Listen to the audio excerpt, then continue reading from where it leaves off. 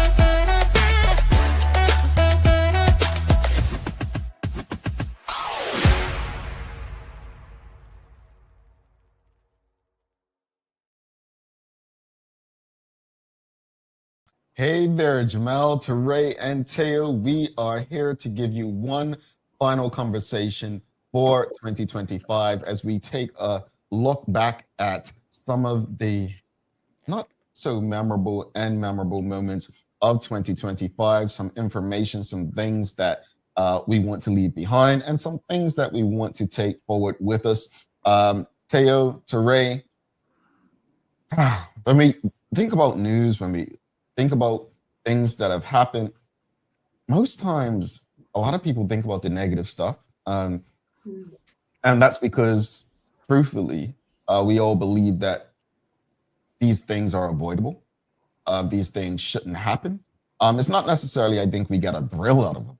I personally, I don't feel that way. I just think we don't want to see them happen. And so we give them more attention because things that thrive, we tend to think that's how things should be. Things that don't, like, okay, we need to fix this. But all is worth, we, from a social perspective, when compared to other years, I believe at this point, have only had between 10 and 12 firearms incidents, which can be seen as a good thing, comparatively speaking with recent years. However, we had, out of those incidents, percentage-wise, very high numbers in terms of murders. In fact, this year in Bermuda marked the first time that I was able to find on record. We had 2 mass shootings where multiple people were killed. This is not the Bermuda that we love or want to live in. But when we think back, what does this say about us in 2025? And the fact that what has really changed is many years ago when we were in radio and a shooting happened, there was a somberness about the community. There was a silence. There was some outrage. Now it almost seems like we just get on with life.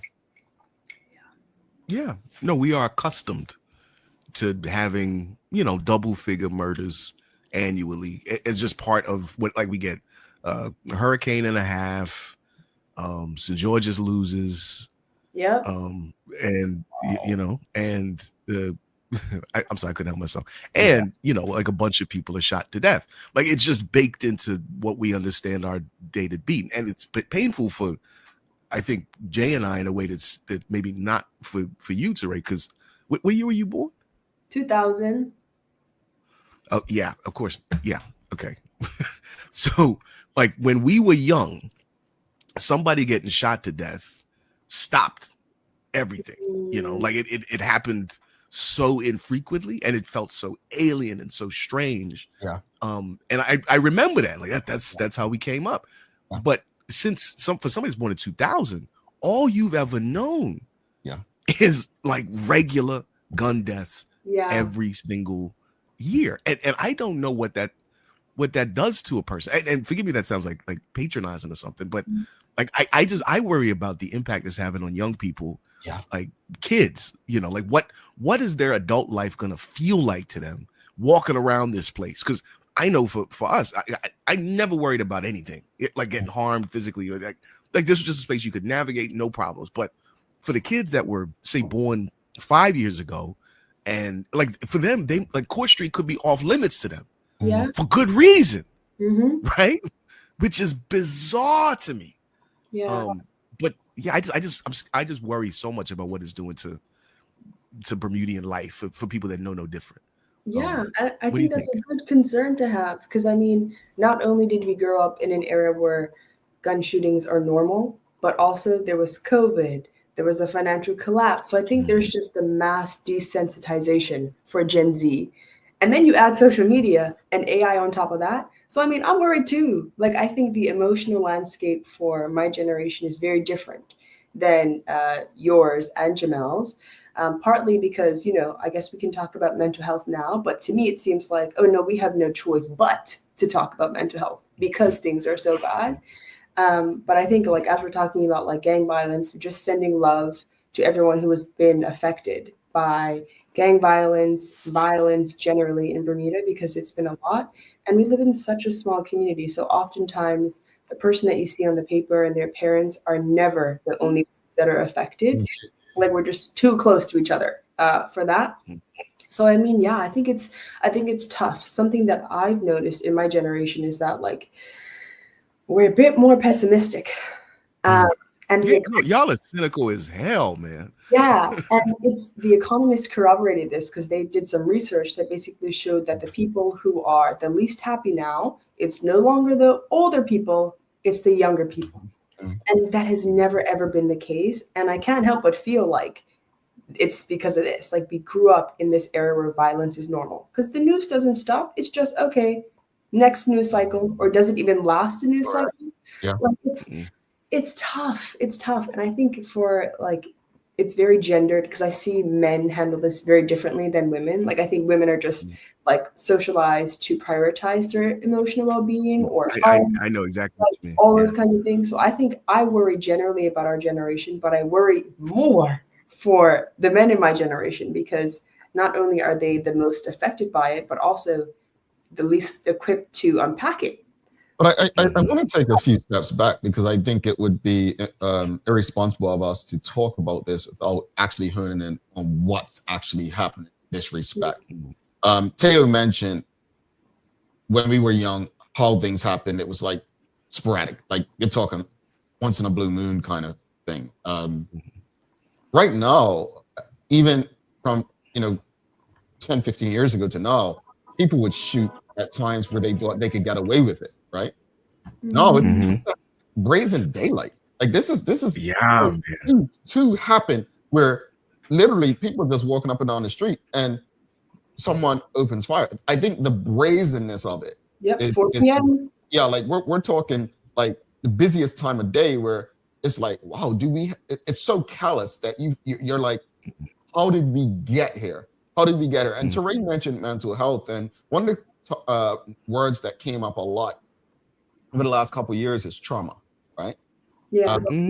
We spoke about trauma. How did we get here? And then, okay, we're here now. How do we have this mindset that, oh, well, it's contained, let them all kill each other. And that's no way to think of solving a problem. Yeah. And I would like to think that very, very few people, like other than a couple of genuine sociopaths, actually think that way. I think what people tend to think is just they're immersed in this futility. Like, I don't know what to do. I don't know how to help. I can't. There's nothing that could be said to convince somebody to not participate in this behavior, because if that would have worked, it would have already worked, kind of thing. But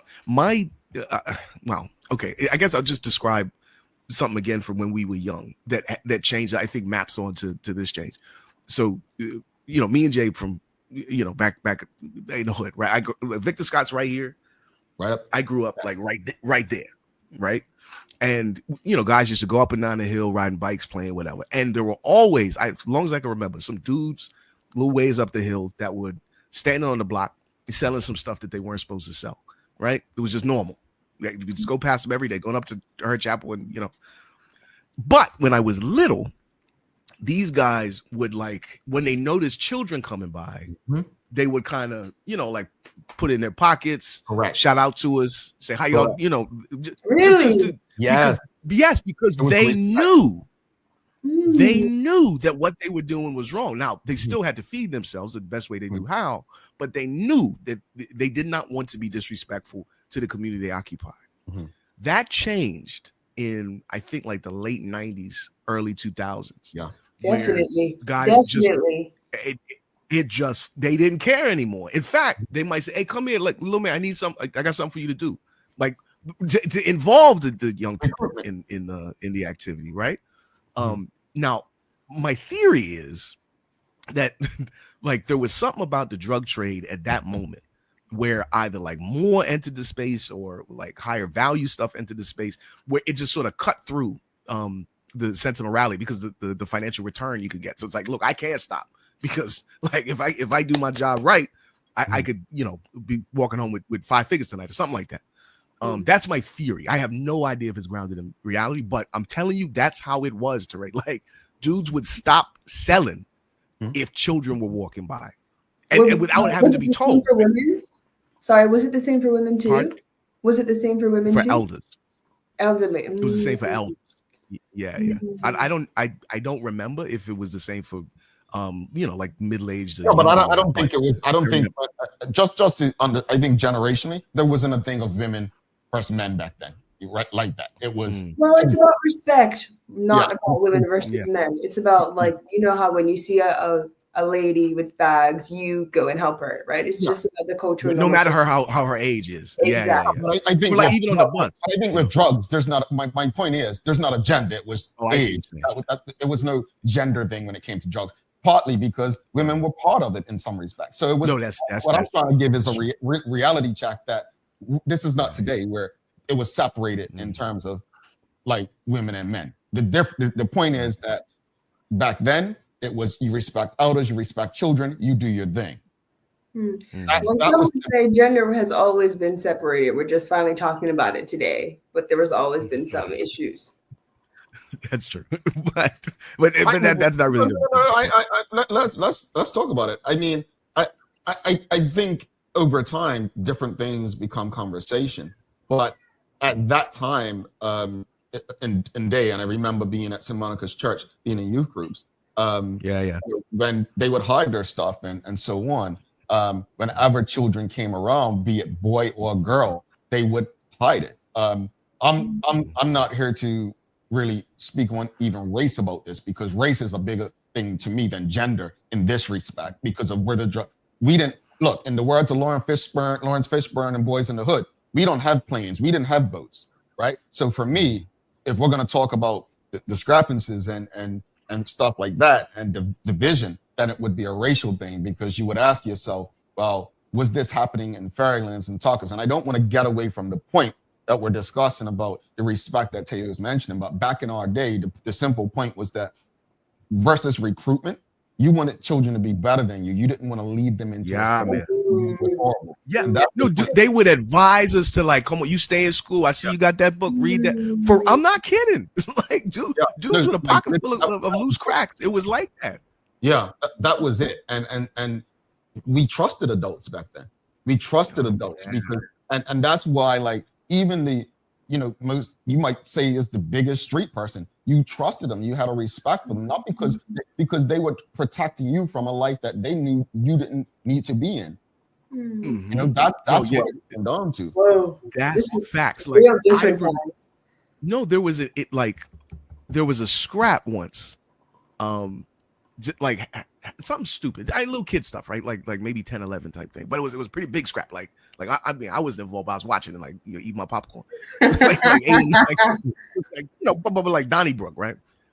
Some of the dudes, they came over, broke it up. They were like, hey, don't do all that. Like to interrupted their business day to reduce the violence in a way that did not benefit them directly, but they were, for lack of a better word, like they were as responsible members of the community as they could be, despite their chosen profession. Now, I again, I could be looking through this through like nostalgia lenses, but I'm telling you, like if I was walking up that hill and I felt frightened for some reason, I could have gone over to them, like, yo, can you help me, like real quick? Like I don't, like I'm it was that kind of thing. Like they weren't dangerous, they were just busy. Yeah. Man. It's a change. It's definitely a change, because when you hear the police talking now, it almost is like a recruitment. You see children who have written letters many years ago when they were in primary school now getting into that lifestyle, and it's tough because you can't blame it all on parents, right? You can't. I think going back to Ray, mental health doesn't discriminate. Like poor mental health, trauma, it doesn't discriminate. You can come up with what some will say is the best household, both parents, and still have challenges, right? It's really something that I don't think. I don't know if you got. I know Teray attended one, and I watched one, the town halls. Oh yeah. And I just felt like there were good intentions in trying to have these town halls, but many of the people who spoke at the town halls seemed a bit off, if that makes sense. What do you mean by off? Being off. Town hall has like off people. You know what I mean? I don't mean the people were off or weird. I mean off. Free microphone draws people that have something that they've been wanting to say, and it's not always forever. Right, and I mean off by it wasn't.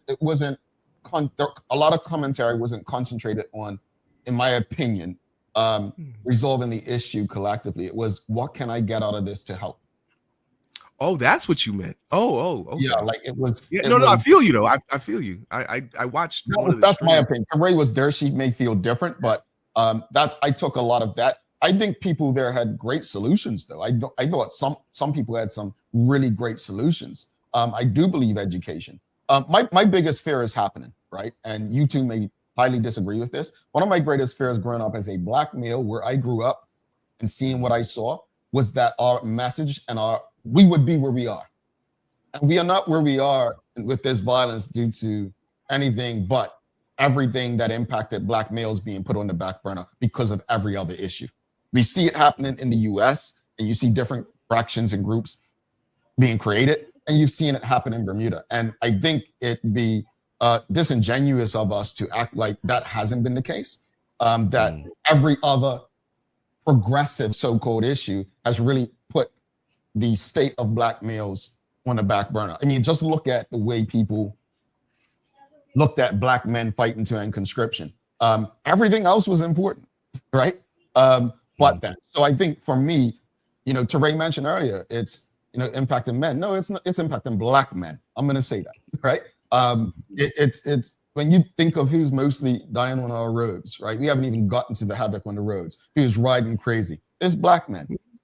This is impacting one particular group, but it's impacting like overwhelming. Yeah. Yeah, it's affecting our community, but it's impacting one particular group. And I don't think collectively, I've said this, Teo heard me say this many times. As long as Black men are seen as the gum on the bottom of people's shoes in this country, then I don't see any way that we're going to solve these issues. I don't see any way forward to collectively move away from violence, because again, there was a respect at one point, right? Even amongst Black men. That's not there. Yeah. Well, I guess one of the other potential sources for this thing, it doesn't explain actually kind of does. They explain the racial specificity of the participants and victims.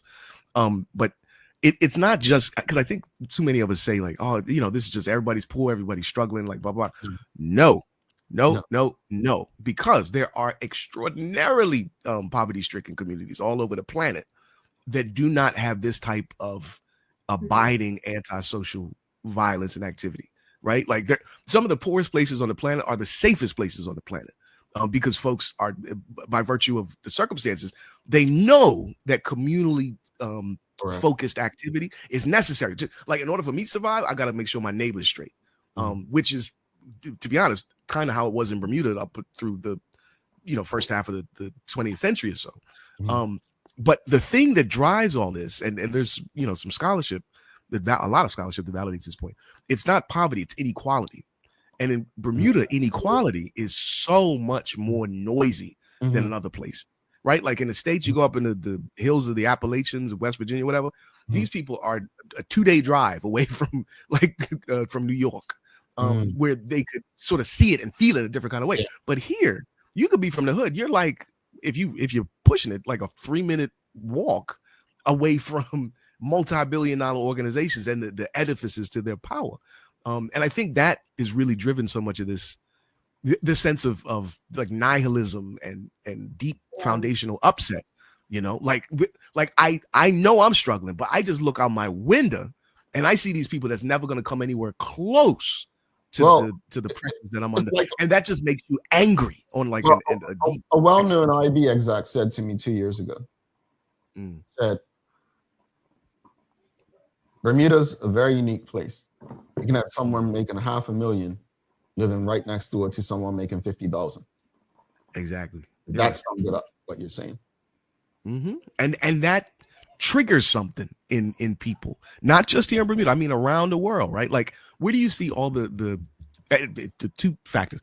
The places where you see all this kind of gun violence, like in Chicago and Memphis, and it's urban centers where people are packed tightly together and are close, despite their economic distance. And like those two factors make it more likely that people are going to hurt each other. And I don't know how to solve that in any kind of expedited way in a place like this. Like we are designed to be a playground for the wealthy, which means that it's, a danger zone for everybody else. So there's no way forward to resolve the violence because us being a billionaire's playground in the middle of the Atlantic. Is that what you're saying? Now, that is what I am saying, but that is directly linked to my limitations in imagination and expertise. It's not to say that there is not a solution. I'm just not smart enough to think of it. But I can see all the problems, but But I appreciate that because I tell people all the time, if I had the solutions, I'd be louder with them, but I don't. And that's why I think the important thing is to have conversations until we get there. Continue having conversations until we get to a space where we believe that we have answers that can actually change things. But I don't think, and you guys may feel differently.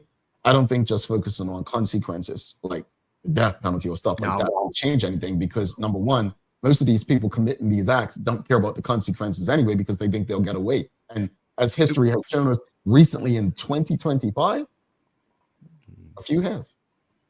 Yeah. I mean, and I think people aren't just focusing on the death penalty and punishment, right? Like they have the National Violence Reduction Strategy. They're employing like tons of people who are dedicated to this problem. So this issue is on the agenda, right? Like they care about this issue. It's not a matter of we don't care. It's a matter of this problem overlaps the economic activity. It overlaps the cultural activity. So it's not something that you can just snap your finger and change. And I think that's as kind of rash and perhaps blunt as that sounds, that is the reality, I think, of violence. But I think, happy with the fact that the government has put this on the agenda in a way that they have. I don't think that the leaders spoke up nearly as much as they should have, especially when there was like back-to-back shootings earlier this summer.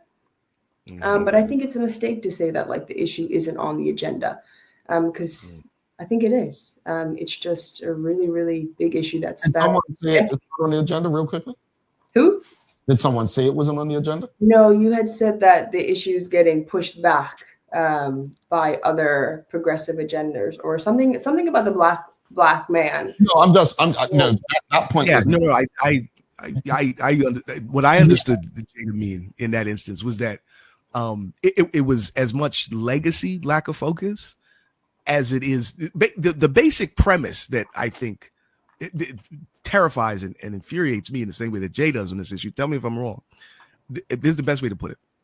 Our prison has been populated by 95. That's literally what I was going to say, Teray. Black men for the entirety of recorded history. And when we started the Daily Hour, only one woman was in prison. So My thing about that is exactly what he's saying. Yeah, but this is the point.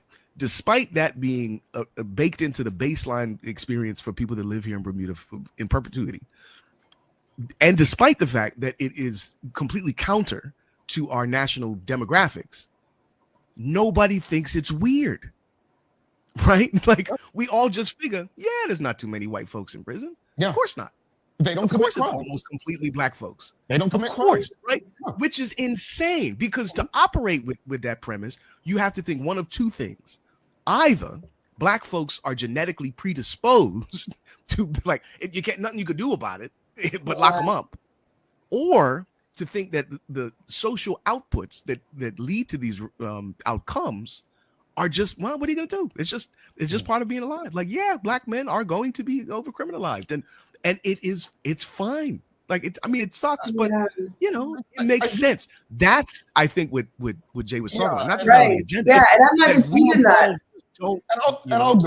I'll go here because Larry Marshall Senior, of course, you know, Teo, you've interviewed him, documents everything. I don't want this conversation to go elsewhere, but Teray, if I know you love researching to read, this man has so many things that your mind will be blown with the facts that he'll share that you won't find in archives online or in books, because we don't do a good job of keeping those things in Bermuda. We just don't. But I'll say this. It could be same sex, homosexuality, gender. When it comes to that stuff, black men have been put on the back burner. Hence the reason conscription lasted for so long, because it was seen as a way to, how can I put it, neuter what they felt were the most dangerous of the groups in Bermuda, on island. So when I speak, it is emotion, but it is fact-based that no matter what the government says they have planned, the facts actually share that when we started the Daily Hour, only one woman was in prison. Women are not under the threat of going in prison in Bermuda. Does that mean they don't commit crimes? White men. I mean, we just saw a white man get jailed in Bermuda in 2025 for one of the most heinous crimes. So when I say that black men are treated like the gum on the bottom of the shoe, every last fact from Bermuda's own statistics show that this is true. But yet, when it comes to issues that impact black men, not just politically and government-wise, but socially and culturally, we accept that they are not the issue, they are the problem. Mm-hmm. So even you know, this might be a good segue point. Even when it comes to road deaths, right? Like Jay was saying, like overwhelmingly, it's young black guys. You know, right? I think you guys are right. I think you're right. So yeah, and it's a painful thing.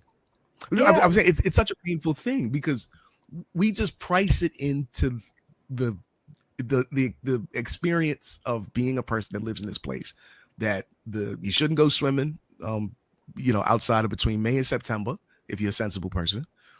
St. George is gonna lose, and that you know, black men are just gonna die disproportionately. Like it's that unremarkable, right? Like no, we complain and we cry and we do but really that, because if we really understood how insane that is, I think I think more would happen. Like imagine, I'll put it this way. Let's say for some reason over the course of a month, the population of the prison swapped, where it was majority white folks and majority women. I think that like all business would come to an end, right? Like, okay, something's wrong here. Like, we gotta sort this out because this don't make no sense. All these women committing crime now, or like it just don't make. But the status quo is just meh, you know. Yeah, it's a shame, but what are you gonna do? This is just how it's supposed to look. Sorry, I talked way too much. No, but I think as you transition to, and this is a thing. So let's use you mentioned the road deaths, right? So let's use the roads. When I see people riding crazy, I don't know if you two see the same thing. Not any hard data, but it's usually men. Yep. Right? Young men. Yeah. Black men. I'm gonna be real. when I see, and I'm not saying white people don't do this. I'm not saying women don't do this. Right? They absolutely do. Right. Right. I'm just saying what I see. It's all prevalence. Yeah. Right. This is not hard data. When I see people getting drunk at sporting events and then operating vehicles, oh, I'll get home. It's usually my people that I'm around, black people. And it's this almost this sense, and we've spoken about it on the show, of invincibility, right? And I asked myself, again, going back to what Teray said, because Teray is a quote in my book, and I speak about this, everyone has some form of therapy, right? Everyone does. Some go to counseling. Some go for physical therapy. Some go to Pilates, right? Some go to a bar.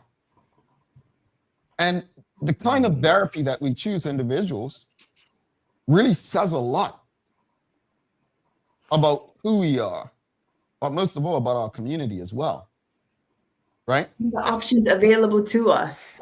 Yeah, you go. It's not just because I think the point has been washed. Like I'm not saying that black men are not the most affected by this. Oh yeah. Not at all. What I'm saying is like it seems like that has been identified. You know what I mean? I do think you're right, Teo. I do think people see this as a status quo, and if white people or women are suddenly the majority of the prison population, I do think it'll change things around. Absolutely. Yeah, immediately. But to me, I'm just like, okay, so we have this national violence reduction strategy. We've had years and years of town halls and like stakeholder engagement and like retreats with like experts and Pastor Bean in his capacity. But I'm like, okay, so what now? You know what I mean? Like, it seems like there has been this multifaceted effort to combat exactly what Jamel and you, Teo, are saying. But then I'm left with like this sense of, okay, I'm going to ride down the street and see someone in an S-curve. And then I'm like, wait, there's a mismatch. There's a problem. People know it. People are working toward a solution, but yet the problem persists. And I think that's why I have such kind of like, it's really, really hard for me to kind of even unpack this subject because we don't have space from it, right? Like we don't have any. Yeah. No, we're all, this is the water we're swimming in. Yeah. And sometimes I'm like, I feel like we need to bring back personal responsibility in a sense of like, of course, systemic change is needed. But at some point, like, I feel like we have to be like, listen, you are worthy of a good life, of a good quality life. And to me, like things like that go so much deeper than like a policy or a violence strategy. I think she should. No, you're so right, Teray, because that solves everything. But she said something to you, and I want to highlight this. Yeah. Yes, systemic change is needed, but personal responsibility, accountability, like systemic change is going to take much longer. Yeah. But as individuals, and we speak about this on the show often, we have to take personal I'll give you an example. If someone decides that they're going to go out tonight and they're going to be the designated driver, right? You're going Carolyn, you're going partying, whatever you do. And you decide you're going to be designated driver, but yet you decide you're going to take a few shots, right? Personal responsibility, that's not systemic. Systemic means that it's available to you. Personal responsibility is you making the decision whether or not you want to, participate. Like jeopardize yourself and others. Yeah. So I want to highlight that because I think, Teray, we do get stuck on, and I'm guilty of it. We get stuck on, well, the system. Man, truthfully, I have a decision to make when I get out there on my bike or a car, how I'm going to operate this vehicle, how I'm going to show respect to you and others on the road. That's not the system. No, that's you. No. Yeah. And I think like to carry on this point about like drinking, to me, systemic is making sure that there's available taxis or a hitch or something that works. You call a car shows up. And then the personal responsibility is saying, oh, I'm going to leave my car or I'm not going to drink and I'm going to use the services that are available to me by the government, some company. But yeah, I think that's also what I think confuses me a lot, because I'm like, okay, yes, we all agree that things need to change, but now can we change ourselves? Like it's super And that corny, but like you got to start with the man in the mirror, like Michael Jackson said. It's not just corny. It's also, to my mind, way harder than like the institutions of power moving budgets around and hiring people to do, like, I mean, that's expensive and takes forever, but it's way easier to do that than to change somebody's mind, particularly about themselves and what they are for and what their relationship with their broader community is, right? Like, in order to engage in such unsafe behaviors, you got to do something. One of two things. One thing that all young people are sort of baked into them, it's unescapable, which is to say a sense of invincibility. Like, nothing will ever happen to me because I am the main character, right? Like, I am the hero that will be around at the end of the credits, no matter what choices I make, and they're probably all kind of heroic and right. Like, that's how young people are supposed to be. They're supposed to be dopey like that. You know, in most cases they grow up. And they are. Right? But we are. But the piece that is part of this dynamic that's not supposed to be there is the sense that I do not matter. Nothing matters. Yes. That nihilism, right? That is not supposed to be part of the young people's developmental cycle. That is entirely circumstantial. And that's the thing that's terrifying, right? Because if you don't feel, well, I promise, let me get this out. If you don't think that you matter, that nothing matters, that everything is like you're just around until you're not, it don't matter if people give you a job. Absolutely. It don't matter if people give you a scholarship, right? Because nothing matters. Nothing matters. Nothing will ever change. Teo, let me nerd out and build on this, because there's research. I mean, you and Jamal were just talking about Black young men. In research about self-efficacy and external efficacy, self-efficacy is basically the belief that what I do has some effect and matters. Right. External efficacy is the belief that what you do in a system, like the system can work. So you have a belief that anything outside of you works. Young Black men score the lowest for self-efficacy and external efficacy. So if you don't think that what you do matters, or whatever you do outside of you, like at work, at school, is gonna be fair or accurate, then what do? You withdraw. You literally withdraw. Yeah. So absolutely, Teo, like yes. And using that, because you both transition greatly into the whole AI and jobs. You know, you mentioned just now, Teo, as far as Black men and jobs, and we have seen numerous reports in 2025. People, I think AI is scaring the living daylights of a lot of people. The way that independence scares the living daylights out of Bermudians, right? That's a lot. That's a lot. But well done. Teo says not enough. He's right though in this respect, to Ray. I think AI is a beautiful thing. My hope for AI is that we use it for good. When I say for good, to fast track things like curing cancer, right? Things of that nature.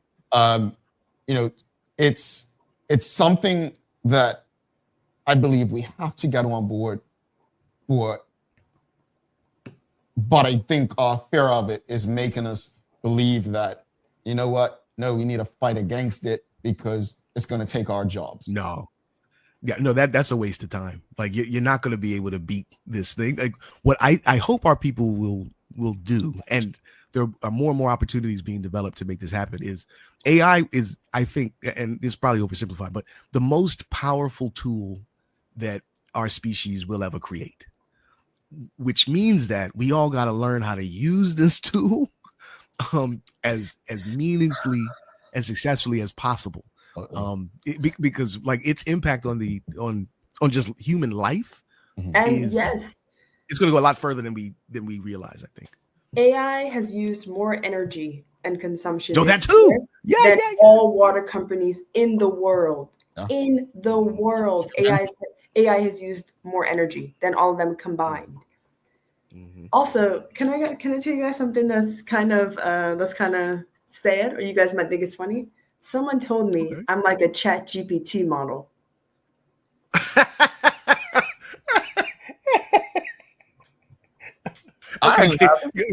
Could contextualize that. Like what led up to that observation? Is it the look or is it the brain? I don't know. I was talking to someone else and data came up. And then this person's like, you're like a Chat GPT model. I looked at them. I said, I don't even like Chat GPT.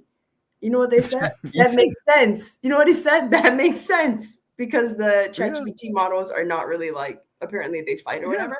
And I said, wait a minute. Is this a diss? Slap that person up? I can see it. Yeah, I'm not sure if this is a diss. I think it's a diss and a compliment. Basically what I interpret it's that to me it is that he thinks you're really smart. Like you ask you any question and you can he's probably trying to ask a cogent response. Actually, yeah, no, he was hollering. I'm just telling you. It's all. Yeah. But that's all right. But here's the thing. I really don't like AI. I think we already have an anti-intellectual crisis. The kids aren't reading, like literacy rates are low. And here, even me, I'm guilty. You know what I mean? Like I have a room full of books at my school and I would go on ChatGPT, summarize this here for me. You know what I mean? Like, yeah. It's like, it's enabling laziness when we don't need laziness. Like, let me tell you, I think you're right. I think it's here to stay and we have to learn to use it. But right now, I'm going to be like one of those boomers and be like anti-internet because I really don't think you should have access to it. I was in the same space as you, but my wife, she was an early adopter of ChatGPT. She integrated into her professional life in particular, but also like sort of logistics for our life together kind of thing. And the whole time she's doing it, I'm like, man, come on now. Why, baby, come on. You've been through law school. Why you got to, you know what I mean? It's just like, I'm telling you, it just makes everything more efficient, which creates more space and time for me to do what I want. Right.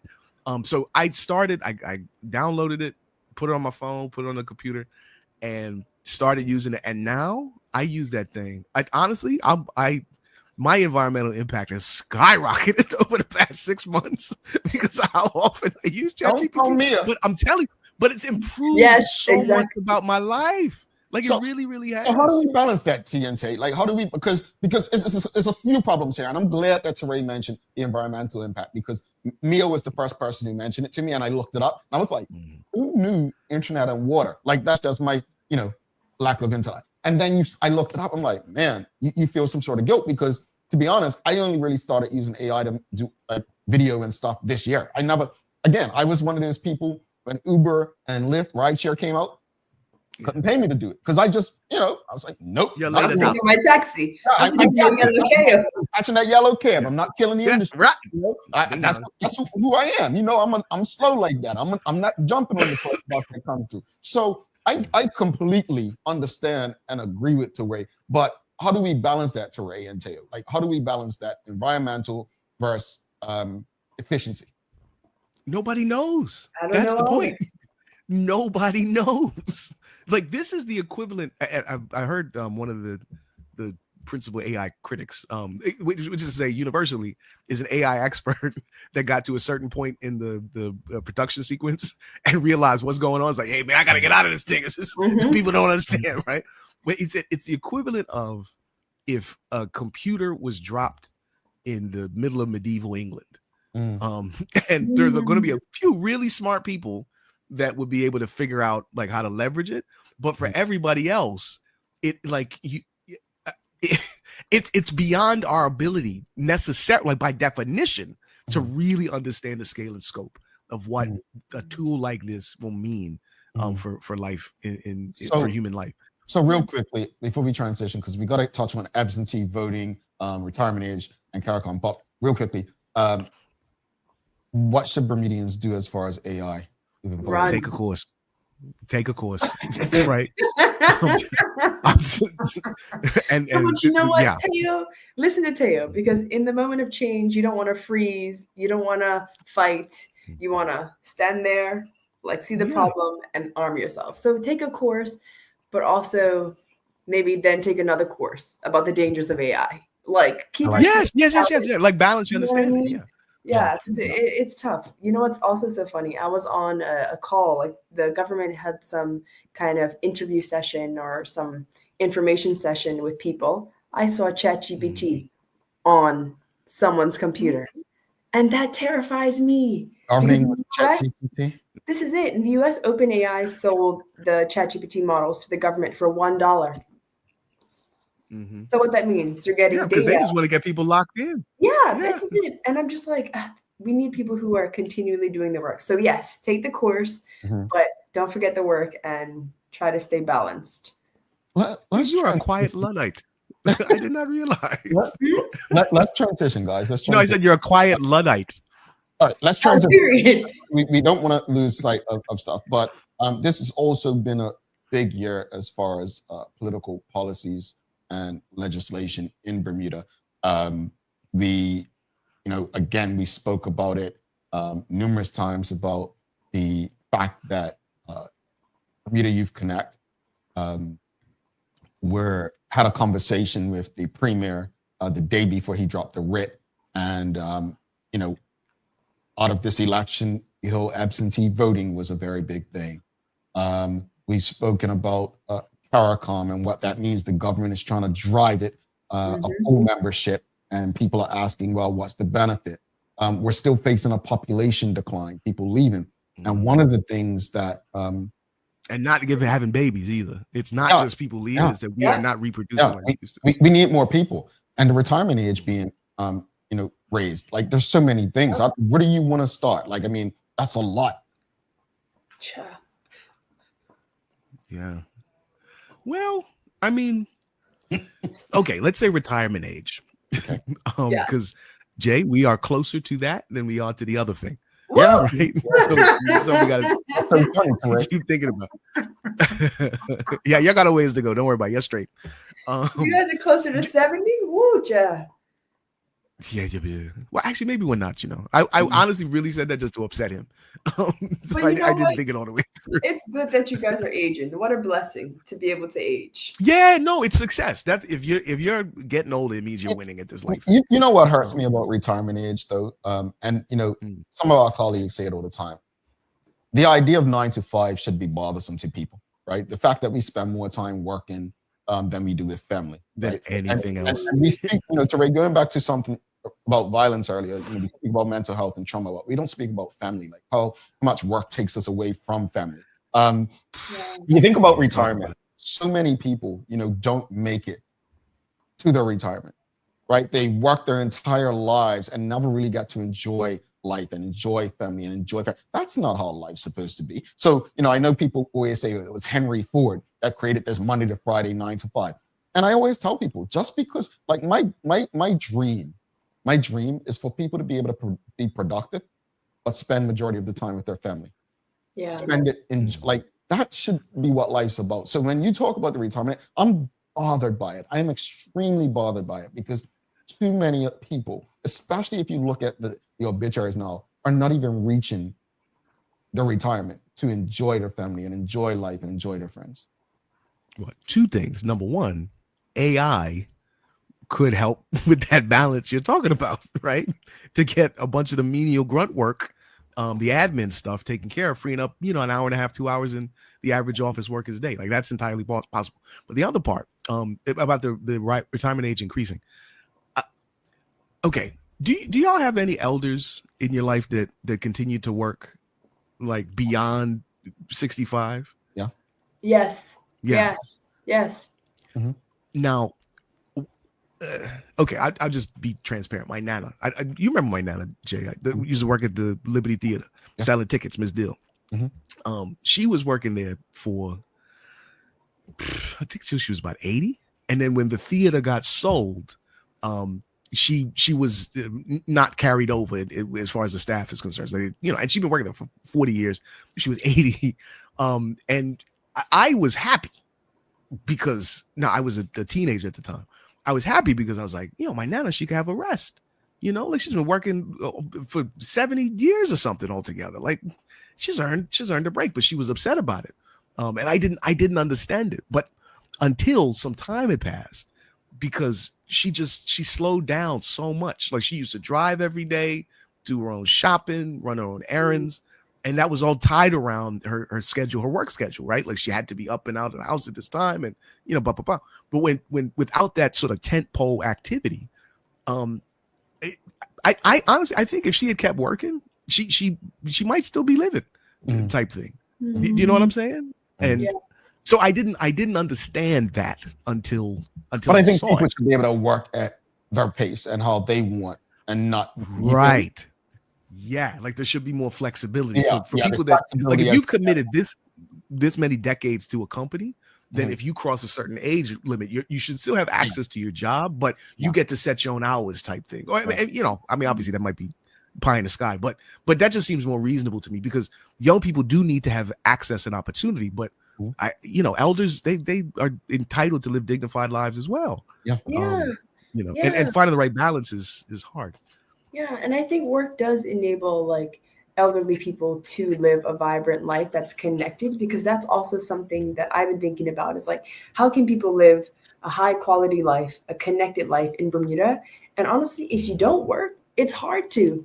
It's really, really hard to. And I think that's part and parcel with what Jamel was saying, which is that a lot of people are locked in trying to make money 9 to 5. So literally the only time that they have for recreation is at a work party or on their way to a work party. And I think that's also just says a lot about our cost of living, about the stresses of living in Bermuda, but also maybe our decline in social fabrics and connection to one another, right? Because maybe if this was like early 2000s, she'll be looking forward to retirement so she can go, bowling every Tuesday with her crew. You know what I mean? Like, it's tough. And I can't help but feel like with the advent of AI and efficiency, we remove the community and the village from our life.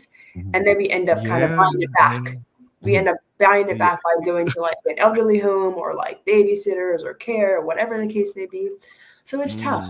It's real tough. No, that's a really good way to put it. But another quick thought that I had for you, Teo, when you talked about how AI can, like, get rid of the grunt work, AI is also getting rid of the entry-level jobs.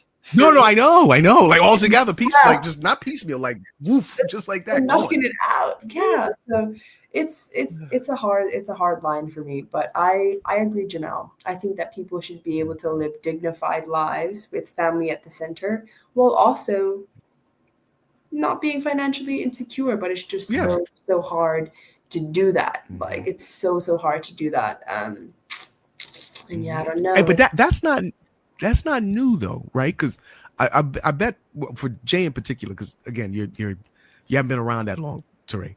Like, when we were small, I'm 25. Right? I went 25 a week ago. Okay, baby, it's all right. Congratulations. Congratulations is crazy. When we were small, like, people used to brag about having 3 jobs. Like it was a sign of pride. Yes. Right. Like, not a consequence of pressure. Yeah. More like, I could get by with 2, but I got a kid that's in grad school, and I enjoy this, and it's not that hard. And if my boss pisses me off, I can go find another one next week, type thing. And so it's not that we're unaccustomed to working a lot. I think it's just our relationship with work has changed. But let's go back. I don't know how. Let's go back a few. Teray said something earlier regarding violence, like how we ain't gonna solve it overnight, right? And I said on the Daily Hour numerous times this year that this problem didn't happen overnight, so we're not going to solve it. What Teo's explaining is that's part of it right there, Teray. So back when, like, people would work 3-4 jobs, I was one of them. Like, one summer I was working 90 hours. I had 4 jobs one summer. I came back to Bermuda from school. But what was happening back then is you had people working numerous jobs who was raising their children while they were trying to provide for their children. Some of them weren't able to be there. So that's what I'm saying. Some people come from good 2-parent homes. There's parents where Papa. That problem took years to, arise. Now that's where we are. But in saying that, it now takes me to young people and decisions, because Taylor said it a few times, right? We're much older, right? And while I think, we'd love to live another, a long time, right? You will. Yeah, we'd love to. One for you. But you're much younger, so things that happen today may impact you a bit more. And young people seemingly are an afterthought when it comes to voting and being a part of the process. And absentee voting, something that in 2025 you would have thought would have long been done, but there's issues, security. We see all the fraud that's been brought up in the U.S. by the Trump administration, right? And then there's the argument of who should be able to vote, right? Is it just students? Is it anyone tied to Bermuda? So it's so much to it. But I mean, 2025, we've had the conversation. We've had an OBA MP bring a bill which was never going to pass, if you understand how the politics works in Bermuda. I mean, where do we go with this? Like, what does absentee voting look like to keep young people involved? Oh, I was waiting for Teray. I thought you was gonna hop right in. I got thoughts. No, I mean, I just think it just needs to exist, really. And I also, when you said, Jamel, that like, some people are an afterthought, I had a thought on my head. That's why they're not coming back. Like, you don't there go you go. valued. You don't go where you're not valued, especially when you have these like very attractive jobs in New York City or London town that are calling your name. Why would you settle? You wouldn't. And the government honestly has no one to blame but themselves for what they're doing, because we haven't had a census in a long time. The census date is next year, like May. And I'm very terrified to see the number of Bermudians that are on the island, because I walk around and I'm like, oh, wait, people are right. Something's changed in this here place. So when we talk about young people coming back, like if they want to solve these population crisis and all that, absentee ballot, like they better have that done stat. So that's really my thought. Like, it just needs to happen. And yes, there are risks, but there are risks to everything. People do what they want to do and what they care about. So they better do it, or the problem that they think they have is going to metastasize to something they can't control. If it has not already done so. Because the thing that after we had the conversation on the show, you guys, a few months ago, I started thinking about it more.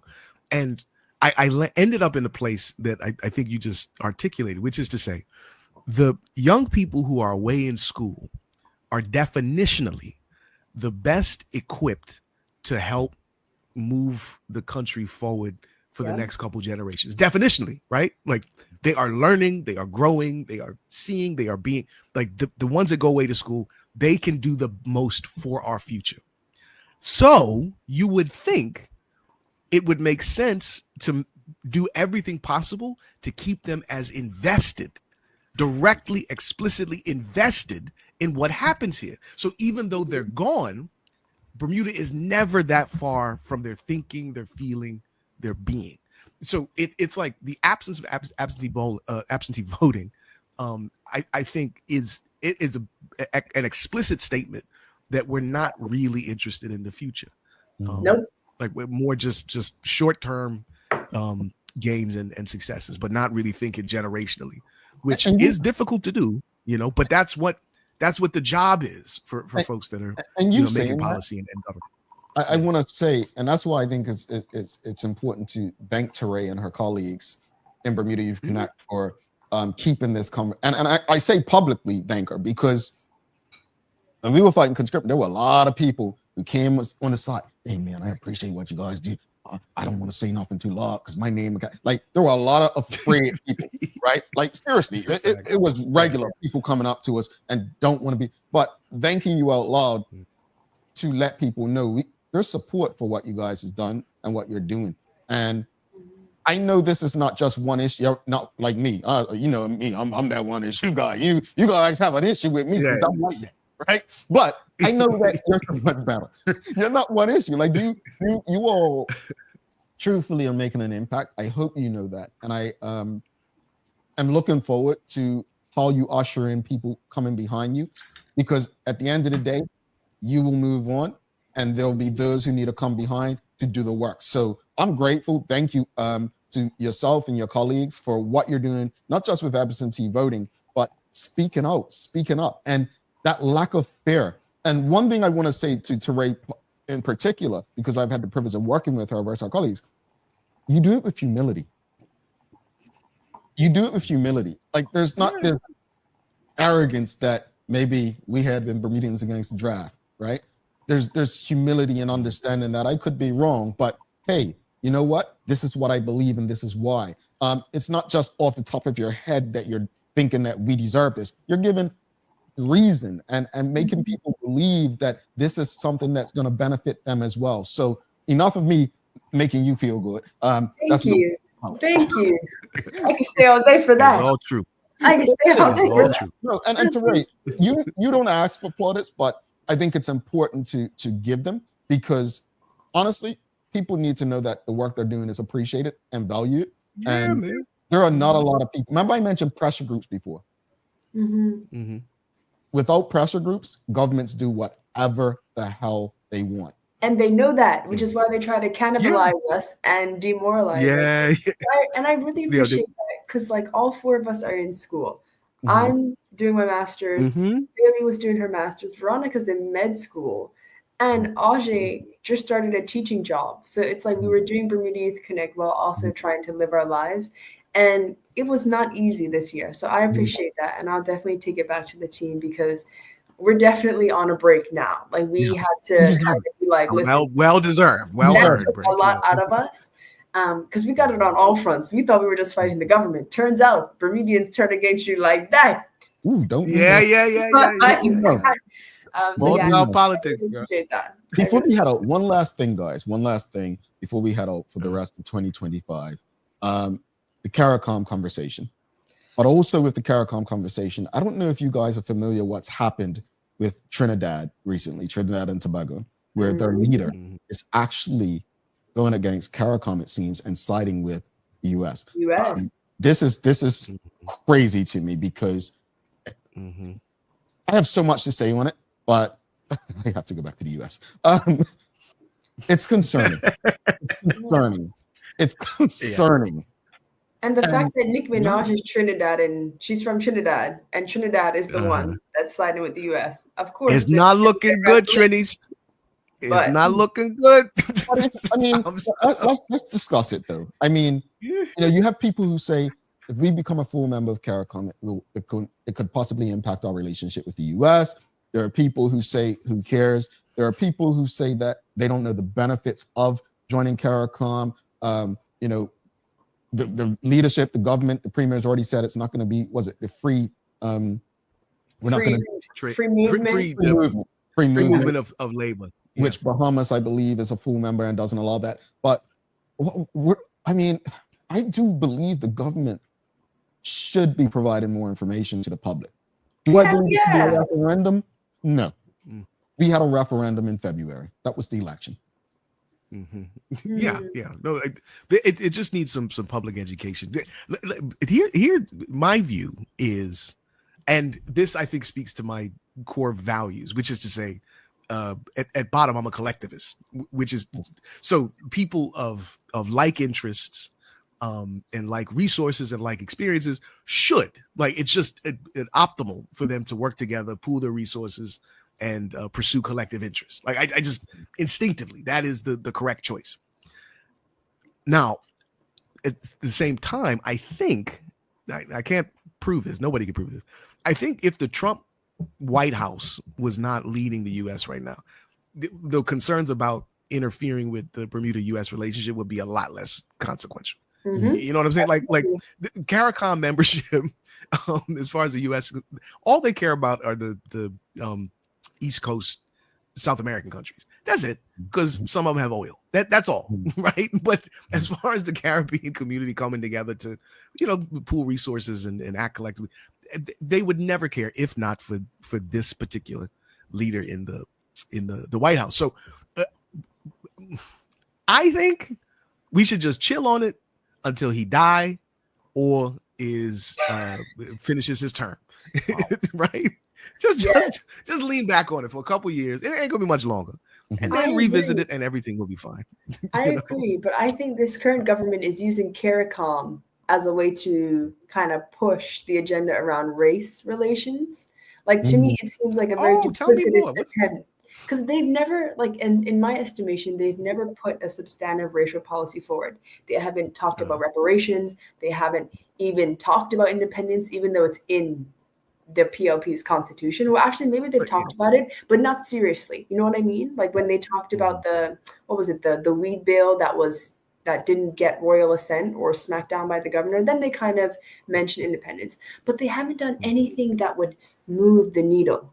To till the ground. Like exactly. So I think they're packaging CARICOM as a way to do that, because then we can talk about what it means to have laborers here, or desired labor or undesired labor, or our connection with our Caribbean roots, right? Like, to me, it seems very left field, because I don't think they're educating us well. I'm a young person, and all the research that I've gotten from CARICOM was on the Daily Hour or on my own research or a couple of press conferences, but it hasn't shifted anything in my thoughts for me. So what I think is happening is they're using CARICOM as a way to push other agendas in a very duplicitous attempt. That's my take on it. That's my take on it, especially when we had people like Sir John Swan who came out and said why we shouldn't do it. And we know what they think Sir John Swan represents, right? Business interest, maybe some form of like wealth oligarchy. So when they say, oh no, we need to push for full membership, in my mind, what they're really saying is we need to push for some type of racial reckoning, economic reckoning, independence, but they're not saying that directly. Like, I think that CARICOM is a stepping stone to something that they haven't done before, and I don't respect it, because I'm like, you need to say it with your chest. I mean, I could be completely wrong. No, but your theory is plausible. I understand. I'm going to agree with Teray. I think that it's politics at play. I think that Teray said it much more eloquently than I would have. And it's no different from when they bring up independence, right? It's to get people, emotions, right? However, I would like to believe that we have advanced as far as maturity, that we're more advanced than that. Like, we're no longer in a space where we need to do that. But to Teray's point, what did I tell you all? My number one issue that I never bring up is recently reparations. There's never really been an agenda. Not even, I haven't heard a speech about reparations, even in the House. And I know when I brought it up before, Tay, you were like, well, be taking money from us. No, we'd be taking money from Britain. and so upwards of $1 trillion. Yeah, so I think that's the way to go out on the show. But that could be the way to get to independence. You know what I'm saying? And they say, all right, this whole foreign overseas territories, that no need for that no more. Go along, be by yourself. And it is retroactively applied for the past 460 years. Right? So there we go. There goes you're free. But you know what? There goes debt, and here comes prosperity if done correctly. However, you know what comes with stuff like that? Corruption. Exactly. So who do we want to have at the helm? And this, to me, is the most important thing about the whole independence thing and CARICOM. Because just like you can say, well, let's wait till Donald Trump's gone to focus on it. Let's be honest. A lot of Bermudians actually might want independence if they had people at the helm that they could trust. Yeah. See, that now this is a core values thing. I just don't understand that like, to say I will only choose freedom to leave my house if my neighbors are cool. It's crazy, right? Like, my freedom is not contingent on external circumstances. But it is, Theo. Yes, it is. No. I understand the practicality of it. Kills you, and you're done. No. I understand the practicality of it. Like circumstances determine behavior and choices. It's more how people talk about it, right? Like, it's like, I refuse independence, and so I can trust the people in power, as opposed to, I'm obviously independence is the right choice. And it sucks. It really, really sucks, because we can't trust the people in power, because we should have this. Like, it's not framed the second way, it's framed the first way, right? It's like the only way that I will tolerate being free is just that prefix sounds insane, right? I just wish, I think if we thought about it differently, we would have already been independent. If you had the same fundamental thought, right? But just the hierarchy of priorities was different. Like freedom is the point. Freedom is the thing that matters. Yes. Now, freedom under the best possible circumstances, that's necessary. It is absurd, Teo. It is absurd. But then again, you are freeing yourself from one system, but people's concern is that you're going to get entrapped in another that could be worse. That's just being a member of a country. If you were in an organized government, like you're always subordinate to somebody and something. And if you can keep the layers of subordination closer together, it's necessarily better. So, right, I would rather be subordinate to my neighbor than subordinate to somebody that knows nothing about me, my family, my life. I'm trying to remember. It was a book I read. I don't know if it was the. I'll send both of them to you to see if you guys got them. But it was a book I read. It was about 5 years ago, and it was about enslaved Black people in the southern U.S. And some of them were telling their stories, and one was an actual story about the last ship, the Cotilla, coming across the Atlantic. Remember that one? And they were speaking from their own, experiences. And story was told that they were speaking about how not all enslaved Black people wanted their freedom, right? They, some of them, were wondering where they were going to eat, where they were going to stay, because they had room and board and so on. That's what their concern was. So I understand both of you's perspective just from reading those stories, right? Some people didn't want freedom because they didn't know what was behind that other door. And I think that's what, I'm hearing as you two go back and forth. My thing is, you know what? That's the risk we have to take. Right, man. The risk we have to take is get out this door. Because the only people that think that way are people that have been enslaved. Free people don't think like that. Right? Free people are worried about the consequences of freedom because they don't know anything else. They couldn't tolerate anything else. But because we have been deliberately subordinate by choice for so long, like freedom seems like, it's probably a good thing, but it's pretty risky. Like, come on, man. Yeah. I think for me, it's like, I agree it's a risk we have to take, but I think I want it to be a beautiful situation. Like, I don't want Bermuda to become independent.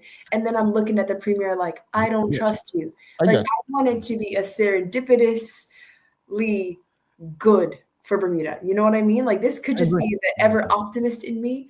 But if I can't trust this government with $800,000.